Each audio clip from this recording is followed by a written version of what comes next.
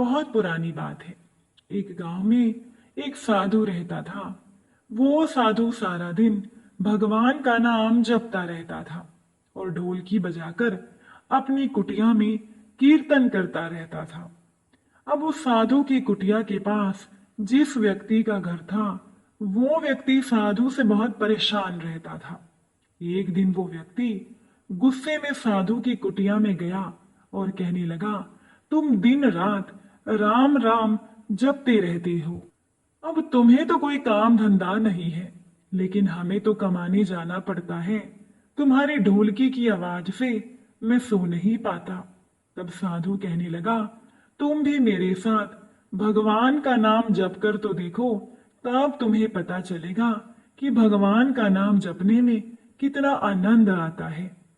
अब ये सुनकर उस व्यक्ति ने थोड़ा गुस्से में कहा, अगर मैं तुम्हारे साथ राम राम जपता हूं तो क्या तुम्हारा राम मुझे खाने के लिए रोटी देगा? अब साधु कहने लगा, मुझे तो राम नाम की लगन लगी है। अब मुझे तो ईश्वर की कृपा से हर रोज भोजन मिल ही जाता है। तुम भी राम राम जप कर देख लो, मुझे भरोसा है मेरा भगवान तुम्हें खाने को जरूर देगा। अब वो व्यक्ति उस साधु को चुनौती देता है कि मैं तुम्हारे साथ आज राम राम का भजन करता हूं। अगर तुम्हारे राम ने आज मुझे रोटी खिला दी तो मैं सारी उम्र भगवान की भक्ति में लगा दूंगा, और अगर तुम्हारे भगवान ने मुझे रोटी नहीं खिलाई तो तुम ढोलकी बजाना बंद कर दोगे। तब साधु कहता है कि मैंने तो निष्काम भाव से प्रभु राम की भक्ति की है, लेकिन फिर भी मुझे तुम्हारी चुनौती मंजूर है। वो व्यक्ति साधु के साथ बैठकर राम राम का जाप करता है और मन में एक निश्चय करता है कि चाहे कुछ भी हो जाए, आज मैं भोजन नहीं करूंगा। देखता हूं कि भगवान मुझे भोजन कैसे कराता है। अब राम राम का भजन करने के बाद उस व्यक्ति ने सोचा, अगर अब मैं घर चला जाऊंगा तो मेरी माँ और मेरी पत्नी मुझे खाने को कहेंगे और वो मुझे जबरदस्ती खाना खिला देंगे, लेकिन मुझे तो इस साधु को चुनौती में हराना है। इसीलिए वो व्यक्ति अपने घर जाने के बजाय गांव के पास के जंगल में चला जाता है और वो व्यक्ति जंगल में एक पेड़ पर चढ़कर बैठ जाता है। उस व्यक्ति ने सोचा कि मैं सारा दिन इस पेड़ से उतरूंगा ही नहीं, अन्न का दाना भी नहीं खाऊंगा। इस तरह से मैं साधु को हरा दूंगा और उसका ढोलकी बजाना बंद हो जाएगा और फिर मैं चैन से सो भी पाऊंगा।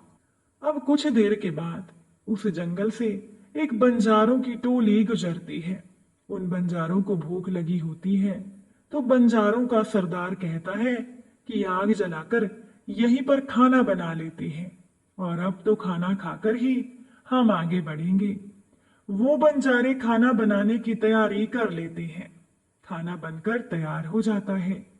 वो बंजारे खाना खाने वाले ही होते हैं कि इतनी देर में उन बंजारों को सूचना मिलती है कि पीछे से डाकू आ रहे हैं। तो बंजारों के सरदार ने कहा, अब हमें यहाँ पर नहीं रुकना चाहिए, हमारा यहाँ से चले जाना ही ठीक होगा, क्योंकि डाकू हमारा सब कुछ लूट सकते हैं। वो बंजारे अपना बना हुआ खाना वहीं पर छोड़कर वहां से चले जाते हैं। अब वो व्यक्ति पेड़ पर चढ़ा हुआ सब कुछ देख रहा था। कुछ समय के बाद डाकू वहां पहुंच जाते हैं। भोजन को देखकर डाकू कहते हैं कि खुशबू तो बहुत अच्छी आ रही है, लेकिन ये भोजन किसने बनाया होगा और बनाने के बाद ये भोजन उन लोगों ने खाया क्यों नहीं? कहीं ये किसी की चाल तो नहीं हम लोगों को फंसाने की? डाकुओं के सरदार ने कहा, हो सकता है इस भोजन में जहर मिला हो। सरदार बोला, जरा इधर उधर देखो, कोई ना कोई व्यक्ति तो जरूर मिल जाएगा। अब उसी समय डाकुओं के सरदार की नजर पेड़ पर चढ़े हुए उस व्यक्ति पर पड़ गई। अब डाकुओं के सरदार ने उस व्यक्ति को नीचे आने का आदेश दिया। अब वो व्यक्ति जब नीचे नहीं आया तब डाकुओं ने जबरदस्ती उस व्यक्ति को नीचे उतारा।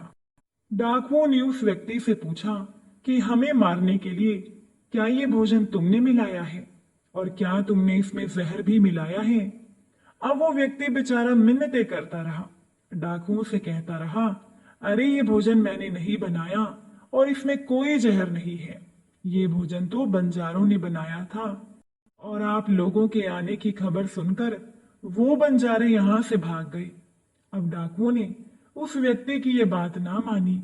डाकुओं ने कहा, अब तुम्हें ये भोजन खाकर हमें दिखाना पड़ेगा, क्योंकि हमें लग रहा है कि ये तुमने ही बनाया है और तुमने इसमें जहर मिलाया है और इसीलिए तुम ही सबसे पहले ये भोजन खाओगे। वो व्यक्ति जिद पर अड़ा रहा कि मैं ये भोजन नहीं खाऊंगा, किसी कीमत पर नहीं खाऊंगा। अब उस व्यक्ति ने जब ये कहा तो डाकुओं का शक और गहरा हो गया। अब तो डाकुओं ने अपनी तलवार की नोक उस व्यक्ति के सर पर रख दी और कहा कि तुझे ये भोजन तो खाना पड़ेगा, नहीं तो आज हम तुझे जान से मार देंगे।